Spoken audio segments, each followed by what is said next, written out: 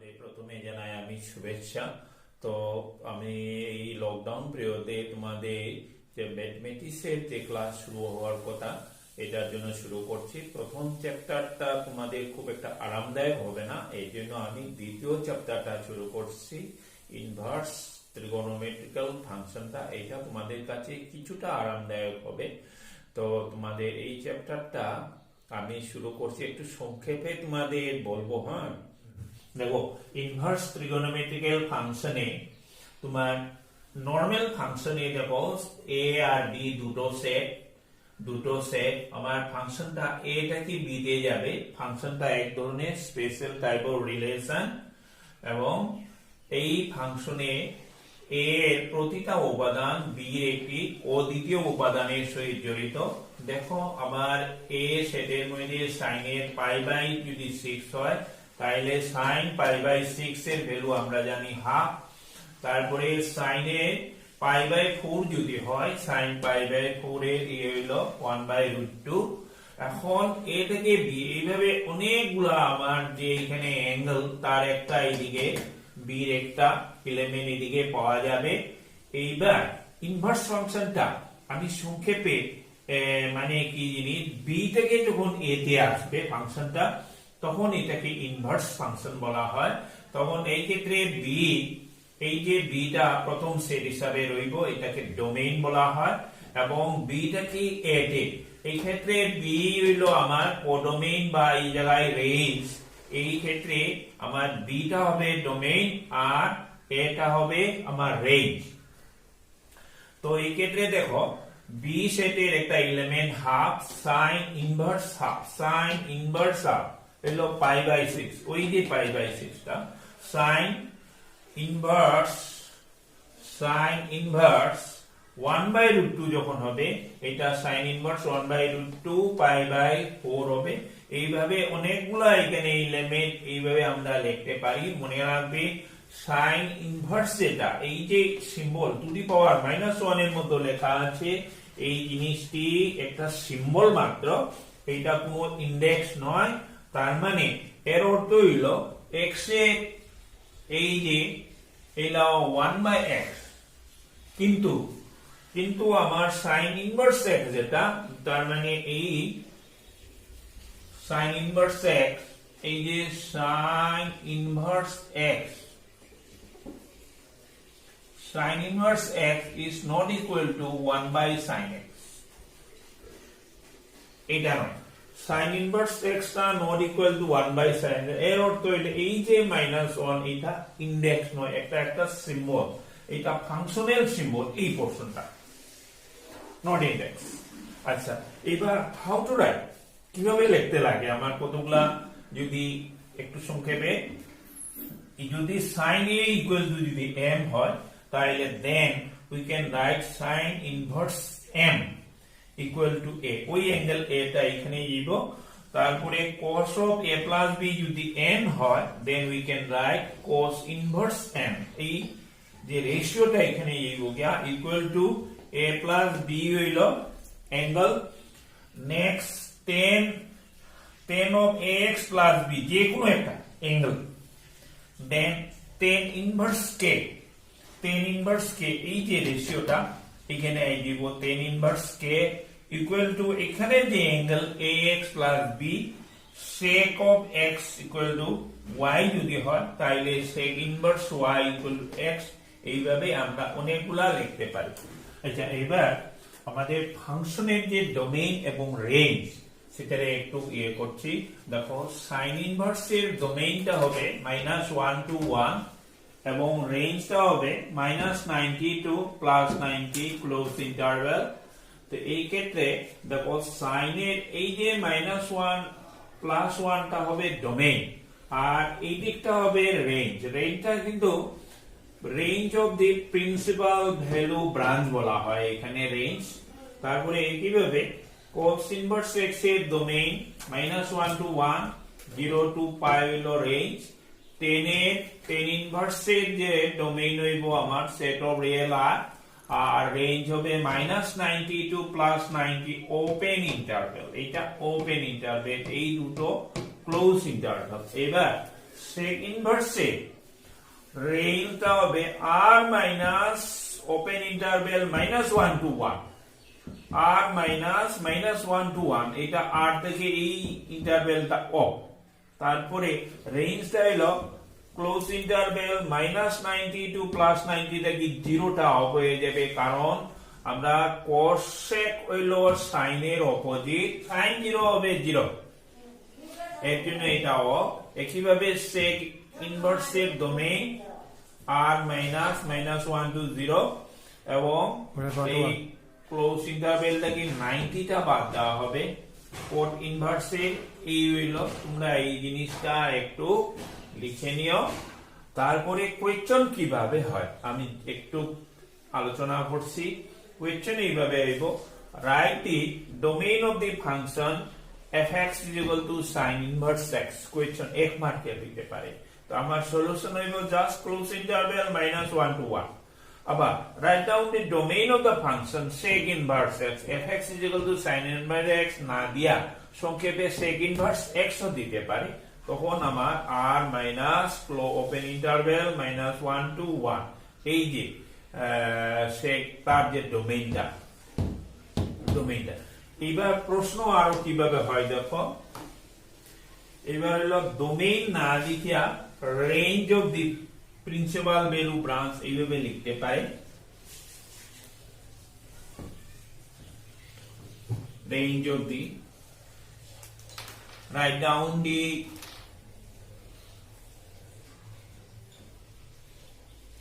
range of the principal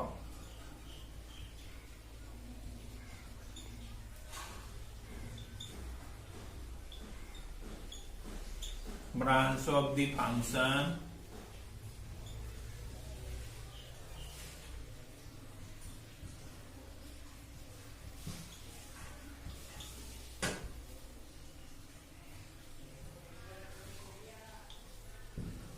আমার solution হবে sin inverse এটার যে রেঞ্জ এটা আসবে তার মানে আমার সলিউশন -90 টু +90 ক্লোজ ইন্টারভাল একইভাবে যদি যে কোনো একটা আমি লিখলাম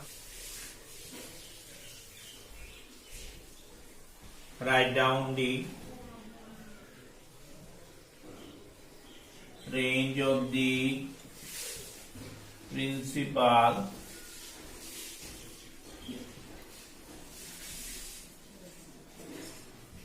value branch of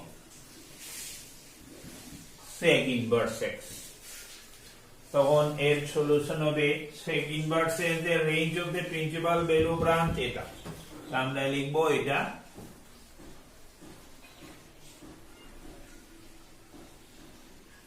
মাইনাস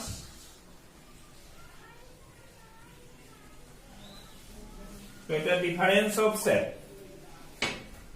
এখান থেকে π/2 টা অফ আচ্ছা কিছু ফর্মুলা তোমরা শিখে নাও দেখো sin এবং cosine এর যে রিলেশন এর মধ্যে যে অপোজিট রেশিও যেটা sin inverse x = cosec inverse 1/x হয় কারণ একটা অপরটা inverse ratio cosec inverse x = sin inverse 1/x হয় similarly cos inverse x হলো sec inverse 1/x cos আর sec তারা অপোজিট রেশিও তো ইনভার্স ফাংশনের ক্ষেত্রে এরকম হয় sec inverse x = cos inverse 1/x tan inverse x = cot inverse 1/x হবে এবং cot inverse x = tan inverse 1/x হবে দেখো প্রায় একই রকম এই ক্ষেত্রে tan এ cot এর মধ্যে একটা অপরটার 1/x cot inverse x হইলে tan inverse 1/x হয় আরেকটা ফর্মুলা দেখো sin inverse of sin x = x or sin of sin inverse x = x এই ক্ষেত্রে sin x টা রেশিও আর sin ইনভার্স অফ টোটালটা একটা ফাংশন হিসাবে যাবে sin ইনভার্স এর sin x = x থাকবে যেমন যেমন লাইকওয়াইজ এইটা আর এই যে দুটো মিউচুয়ালি নিউট্রালাইজ হয়ে গেছে এরকম মনে হয়, ঠিক এটা নয়, কিন্তু sine inverse of sine x টা এক্স হয়, তদ্রুপ sine of sine inverse x টাও এক্স হবে। একইভাবে cos inverse x of cos x টা এক্স আর cos of cos inverse x এটাও এক্স হবে। tan inverse of tan x টাও x হয়, আবার tan অফ tan ইনভার্স x ভিতরে যেটা, হ্যাঁ এটা অ্যাঙ্গেল x হবে। একইভাবে এইগুলা সবকটি একটা অপরটা ইনভার্সের সাথে ইয়ে করলে x হয়ে দাঁড়ায়।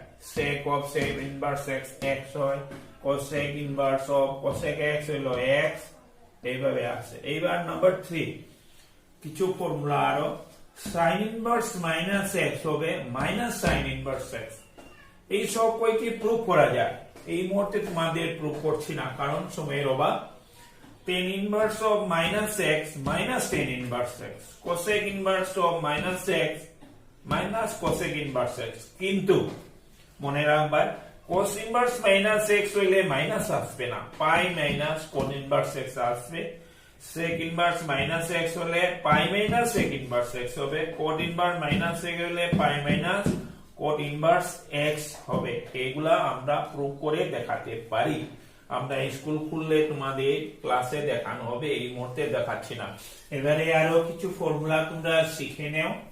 sin inverse x cos inverse x, sin আর cos তার মানে কমপ্লিমেন্টারি অ্যাঙ্গেলের রেশিও গেলাম, sin cosine sec cosec tan cotan, এই যে এইগুলা ইনভার্স যে sin inverse x plus cos inverse x, এটার value always π/2 whenever x lies within this interval।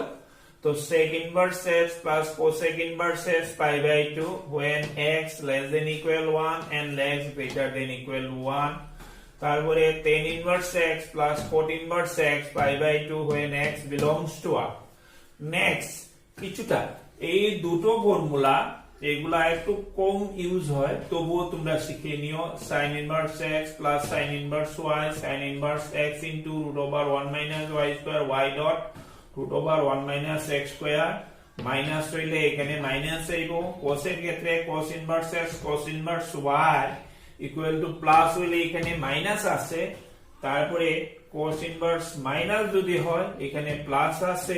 একটা important formula, এই 5 নম্বরটা খুব আমরা ফ্রিকোয়েন্টলি ইউজ হবে তোমাদের, এটা একটু শিখে নিবে ভালো করে।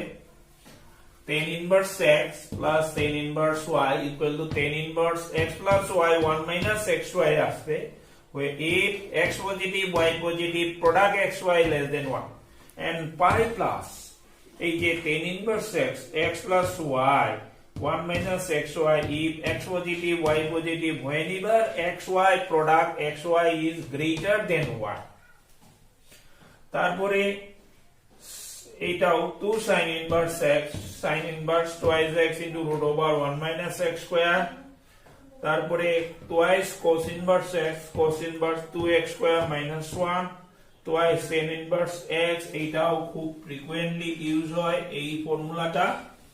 2 times tan inverse x tan inverse twice x by 1 minus x square, sin inverse 2x by 1 plus x square, cos inverse 1 minus x square by 1 plus x square।